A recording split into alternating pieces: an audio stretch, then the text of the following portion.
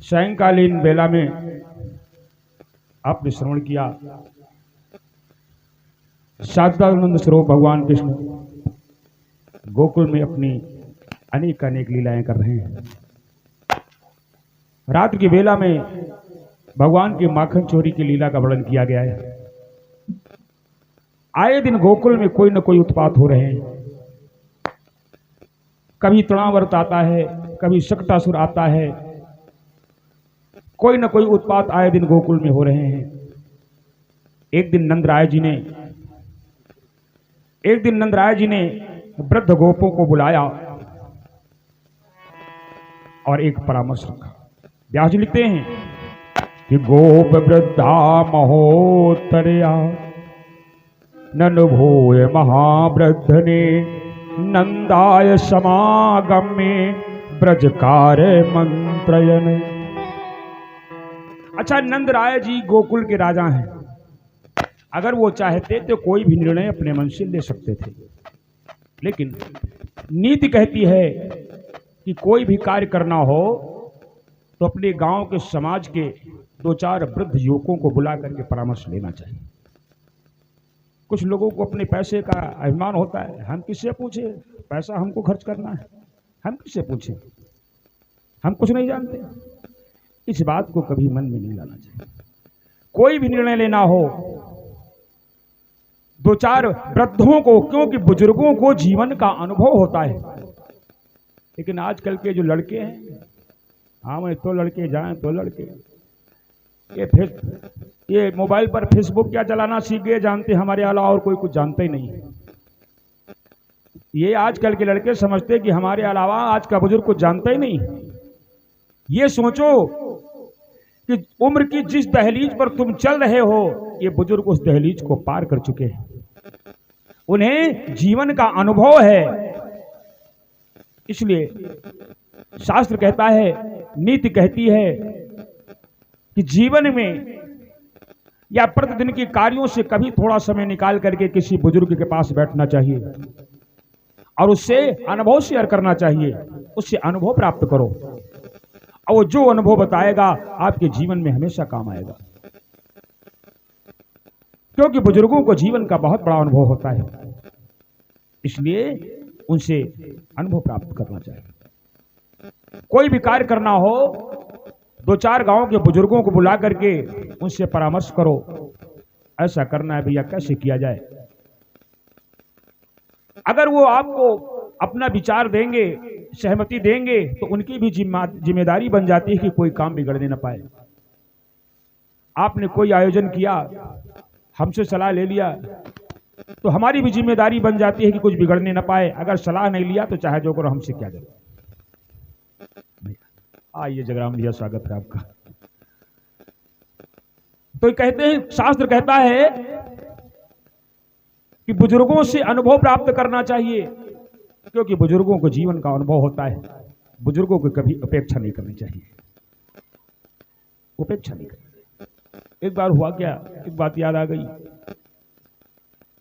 एक गांव में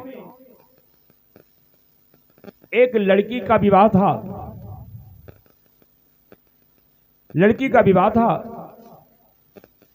तो लड़की के पिता ने कहा लड़के के पिता से कि देखिए, जो भी बाराती आएंगे वो सब 30 साल के नीचे वाले आएंगे, 30 साल के ऊपर वाला कोई बाराती नहीं होगा। क्या कमलेश भैया, आजकल वो है नहीं, फटा पैंट पहनते हैं, फटा पैंट पहन लेते हैं, और वो बाल की कटिंग क्या होती है, वो नहीं यार, उसको कुछ कहते हैं, हनी सिंह बाल कटा लिए, फटा पैंट पहन लिए, जेब में टच मोबाइल डाल लिए, अपने को बहुत बड़ा अकलमंद समझने लगे। तो लड़की के बाप ने कहा कोई 30 साल के ऊपर वाला नहीं आएगा। लड़के बड़े खुश हुए, हनी सिंह वाले। अरे कहा, बुढ़वन की जरूरत है क्या है, वहां हम लोग जाएंगे, डांस करेंगे, नाचेंगे, क्या जरूरत। लेकिन लड़के के बाप ने सोचा कि आखिर इसके पीछे कोई न कोई कारण भी हो सकता है। क्यों उसने ऐसा कहा कि कोई बूढ़ा व्यक्ति नहीं आएगा, कोई कारण हो सकता है। एक बूढ़े दादा से कहा, दादा चलो हमारी बारात चलना है। तो बूढ़े दादा ने कहा लेकिन वहां तो मना किया गया है। कहा चलो हम तुम्हें छिपा कर ले चलेंगे। और जो बारातों में हमारे यहाँ एक सामान रखने के लिए लोहे का संदूक ले जाया जाता है, उसे में बूढ़े दादा को बैठा लिया। कहा तुमको नाश्ता पानी सब कुछ खाना पानी समय में दे दी जाए। बारात पहुंची, बारातियों का स्वागत सत्कार हुआ। फिर लड़की के पिता ने कहा देखो नाश्ता पानी तो हो गया है, लेकिन विवाह और भोजन तभी होगा जब हमारी एक शर्त पूरी होगी, वरना विवाह नहीं होगा। लोगों ने कहा भाई क्या शर्त है? तो कहा हमारे गांव के पास में एक नदी बह रही है और उस नदी में पानी की जगह दूध बहवा दोगे तब तो विवाह होगा, वरना बारात लेकर के लौट जाओ। अब इतना दूध किसके पास रखा है कि नदी में दूध बहवा दे? अब ये किसी भी हनी सिंह बाल वालों का, जींस पैंट वालों का दिमाग काम नहीं कर रहा है। क्या करें? समझा लगता है तो बारात लौटार कर ले जाना पड़ेगा, विवाह नहीं होगा। इतना दूध किसके पास है? सब घबरा गए, सब घबरा गए। अब वो लड़के का बाप आए बूढ़े के पास, कहा दादा मामला तो बड़ा गड़बड़ हो गया। क्या हुआ? का लड़की का बाप कह रहा है कि पास की नदी में पानी की जगह दूध बहवा दो तब विवाह होगा। बताओ हमारे पास इतना दूध कहां है कि हम पानी की जगह दूध बहवा दें? बूढ़े ने कहा क्यों डर रहे हो, जाओ लड़की के बाप से कह दो कि हमारे पास दूध की व्यवस्था हो गई है, पहले तुम नदी को खाली करो, नदी को खाली करो, हम दूध बहवा देंगे। नदी को खाली करना संभव है? नहीं है संभव। और उस लड़के के बाप ने कहा हाँ हाँ ठीक दादा, और गए जाकर कहा भाई हमारे पास दूध की व्यवस्था हो गई है, पहले नदी को पानी से खाली करो, हम दूध की नदी बहवा देंगे। तो लड़की के बाप ने कहा तुम्हारे पास में कोई बूढ़ा है जरूर। क्यों? कहा इस लड़कों के बस के नहीं थी कि ये यहां तक की सोच जाएं, किसी बूढ़े ने ही दिमाग लगाया है और ये सत्य है। तो ये कहानियां एक शिक्षा देती हैं समाज को कि कभी बुजुर्गों का अपमान नहीं करना चाहिए, बुजुर्गों का सम्मान करना चाहिए। एक कहानी पढ़ा होगा आपने, एक बार एक घर में एक अंधा और एक लंगड़ा रहता था। अचानक उस घर में आग लग गई। अब अंधा चल तो सकता है लेकिन दिखाई नहीं पड़ता वो किधर को जाए, और लंगड़े को दिखाई पड़ता है तो वो चल नहीं सकता है। क्या करें? दोनों ने योजना बनाया। अंधे ने लंगड़े को अपने सर पे बिठा लिया और लंगड़ा रास्ता बता रहा है दाएं चलो बाएं चलो, और अंधा लेकर निकल गए, दोनों की जान बच गई। तो ये कहानी क्या शिक्षा देती है? आज का बुजुर्ग है लंगड़ा, अनुभव तो है, उसे दिखाई तो पड़ता है लेकिन सामर्थ्य नहीं है, बूढ़ा हो गया है। आज का बुजुर्ग है लंगड़ा और आज का युवा है अंधा, करने में सामर्थ्य तो है लेकिन अच्छे बुरे की उसे पहचान ही नहीं है। आज का बुजुर्ग है लंगड़ा, आज का युवा है अंधा। अगर आज का युवा अंधा बुजुर्ग लंगड़े का भार अपने कंधे पर रख ले तो मुश्किल से मुश्किल भी घड़ी को पार कर सकता है। तो ये कहानियां, भागवत की कथाएं एक शिक्षा देती हैं और कथाओं से शिक्षा ग्रहण करना चाहिए। कथाएं केवल सुन करके और आनंद लेने के लिए नहीं, सुनो और इसका चिंतन करो और फिर जीवन में उतारने का प्रयास करो। एक संत ने लिखा है कि ऐ आज के नौजवानों, आज से प्रतिज्ञा करो कि बड़ों को सदा सर झुकाया करेंगे, बड़ों को सदा सर झुकाया करेंगे, बड़ों को सदा सर झुकाया करेंगे, बड़ों को सदा सर झुकाया करेंगे, बड़ों को सदा सर झुकाया करेंगे, बड़ों को सदा सर झुकाया करेंगे, बड़ों को सदा सर झुकाया करेंगे। और न ईश्वर को दिल से भुलाया करेंगे, न ईश्वर को दिल से भुलाया करेंगे, न ईश्वर को दिल से भुलाया करेंगे। कि निकम्मा बना देगी संगत बुरों की, निकम्मा बना देगी संगत बुरों की, निकम्मा बना देगी संगत बुरों की।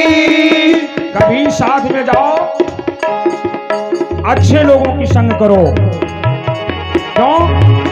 निकम्मा बना देगी, निकम्मा बना देगी संगत बुरों की, निकम्मा बना देगी संगत बुरों की।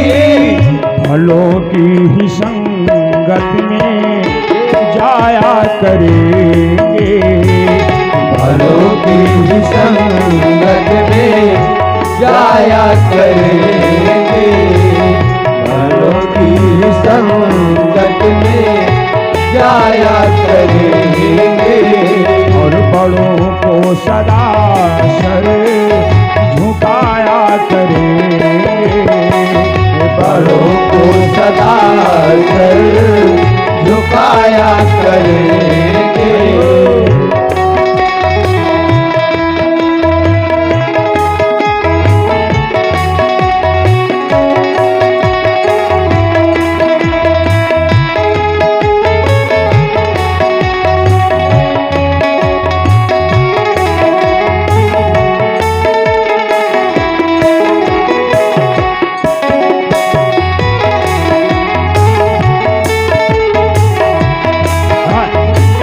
बुरे बालकों में कभी हम न बैठे, बुरे बालकों में कभी हम न बैठे, बुरे बालकों में कभी हम न बैठे।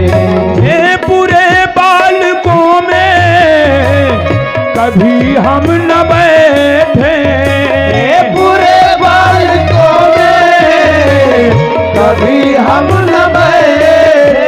और उन्हें पास अपने न लाया करेंगे, उन्हें पास अपने न लाया करेंगे, उन्हें पास अपने न लाया करेंगे।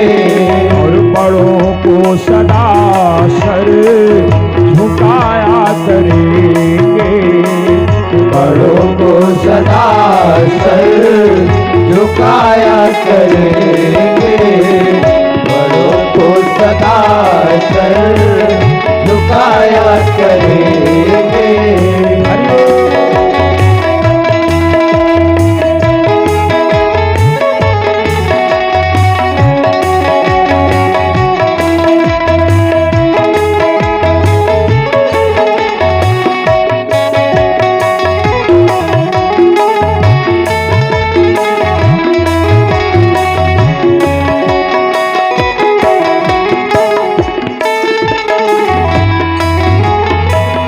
बुरी बात हम ना सुनेंगे किसी की, बुरी बात हम ना सुनेंगे किसी की, बुरी बात हम ना सुनेंगे किसी की। और किसी को बुरा भी ना सुनाया करेंगे, किसी को बुरा ना सुनाया करेंगे, किसी को बुरा ना सुनाया करेंगे। बड़ों को सदा सर झुकाया करेंगे, बड़ों को सदा सर झुकाया करेंगे, बड़ों को सदा सर झुकाया करेंगे।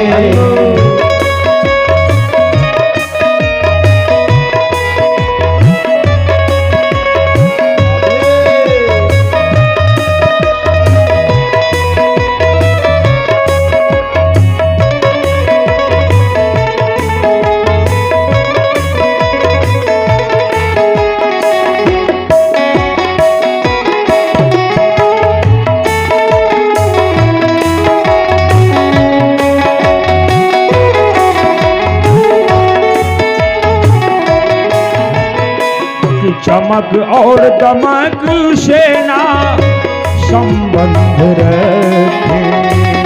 चमक और दमक सेना संबंध रखे। चमक और दमक सेना संबंध रखे। और चलन सादगी का, चलन सादगी का दिखाया करेंगे। चलन सादगी का दिखाया करेंगे। चलन सादगी का दिखाया करेंगे। बड़ों को सदा सर झुकाया करेंगे। बड़ों को सदा सर झुकाया करेंगे। बड़ों को सदा सर झुकाया करेंगे। और न ईश्वर को दिल से बुलाया करेंगे। न ईश्वर को दिल से बुलाया करेंगे। न ईश्वर को दिल से बुलाया करेंगे।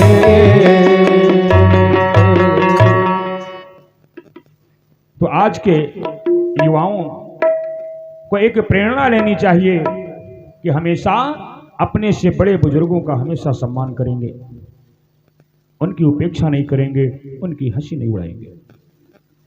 क्यों लोगों, ठीक है? तो विषय चल रहा था, शास्त्र कहता है, नीति कहती है कि कोई भी निर्णय अकेले नहीं लेना चाहिए। नंद बाबा गोकुल के राजा होते हुए भी वृद्ध गोपों को बुलाते हैं, सबसे कहते भैया आजकल आए दिन गोकुल में कोई न कोई उत्पात हो रहा है, कोई न कोई राक्षस आ रहा है। अगर आप लोगों का विचार हो, आप लोगों का परामर्श हो, तो हम लोग ये गोकुल छोड़ दें। वृद्ध गोपों ने कहा, नंदराय जी आपका विचार अति उत्तम है, हम लोग भी चाहते हैं कि ये गोकुल छोड़ दिया जाए, अन्यत्र कहीं बसा जाए। कहां बसा जाए, कहां रुका जाए? नंदराय ने कहा कि यहां से कुछ दूर पर वृंदावन है और वृंदावन में हमारी गौओं को चरने के लिए हरी हरी घास। वृंदावन के किनारे यमुना है, यमुना में हमारी गौओं को पीने के लिए स्वच्छ जल मिलेगा। तो हमारी इच्छा है कि हम सब लोग वृंदावन में ही जाकर के अपना निवास स्थान बनाएं। और सभी गोकुलवासियों ने अपनी अपनी गृहस्थी का सामान छकड़ों पर लादा और लाद करके चल दिए। वृंदावन के पास में एक गांव बसा लिया। ब्रह्म वैवर्त में तो लेख आया है कि स्वयं भगवान विश्वकर्मा आए और एक सुंदर गांव का निर्माण कर दिया, जिसका नाम रखा गया नंदगांव। और नंदगांव में सभी लोग वास करने लगे, वहीं रहने लगे। एक दिन कन्हैया ने कहा, बाबा अकेले घर पर बैठे बैठे मेरा मन ऊब जाता है। कहा फिर? कहा मेरी इच्छा है मैं भी गाय चराने जाया करूं।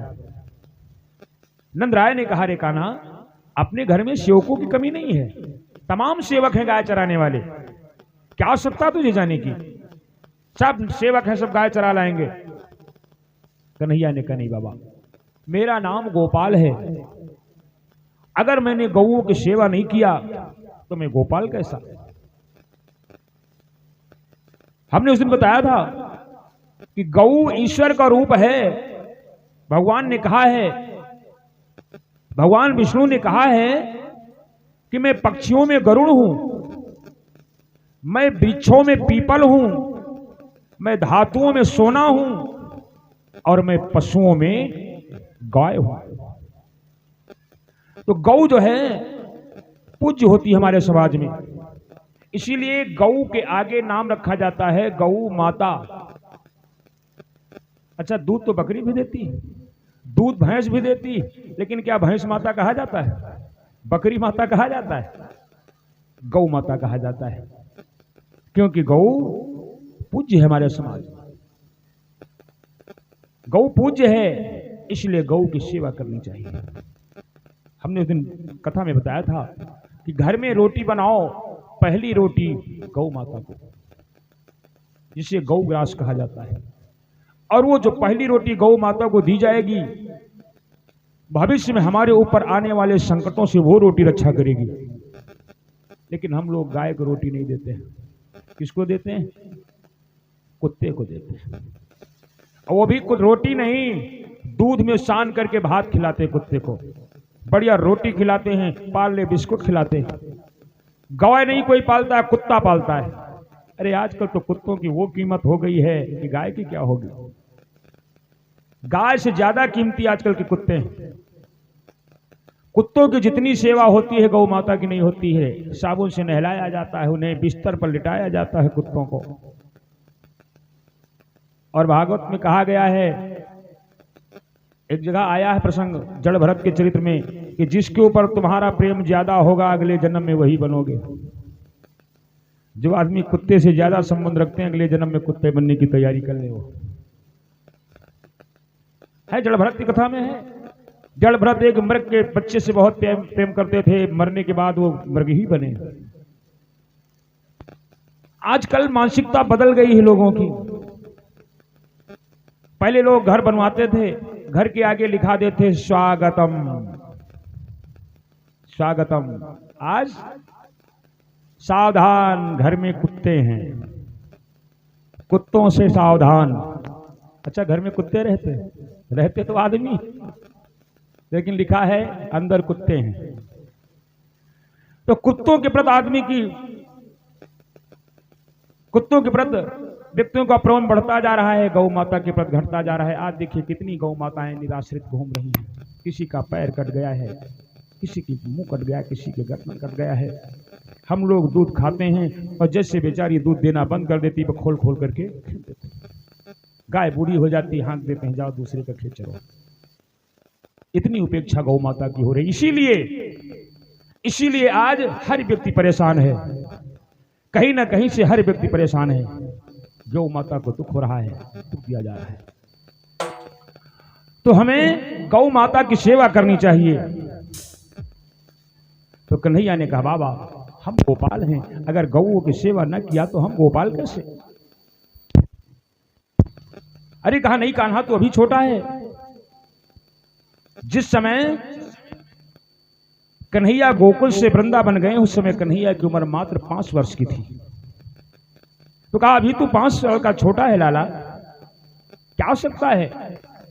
तो कहा, नहीं बाबा, बलदाऊ भैया तो साथ में रहेंगे, दाऊ भैया साथ में रहेंगे।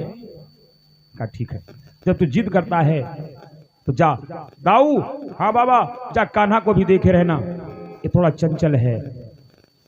भागवत में लिखा है कि गौ की पूजा कराया नंदराय ने, और उसी दिन से कन्हैया गाय चराने जाने लगे। नित उठ करके गाय चराने जाते हैं, सारा दिन वृंदावन में ग्वाल बालों के साथ घूमा करते हैं। एक दिन गाय चरा रहे थे,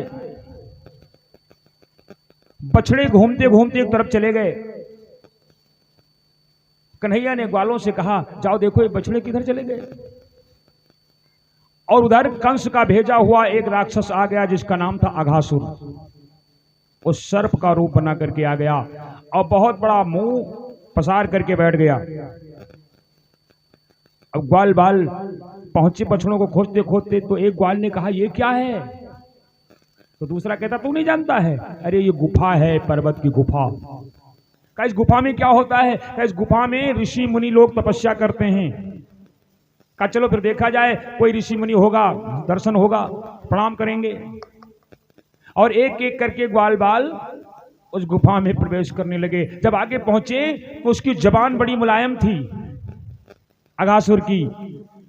तो एक ग्वाल ने कहा ये गद्दा कहाँ? हाँ, ये ऋषि मुनि अपने लोग अपने लिए गद्दा बिछाते हैं, ये उनका गद्दा है, इसी पर बैठ करके वो तपस्या करते हैं। अरे बहुत मुलायम है। आगे फिर बढ़े तो अघासुर के बड़े बड़े दांत। तो एक ग्वाल ने कहा ये क्या है?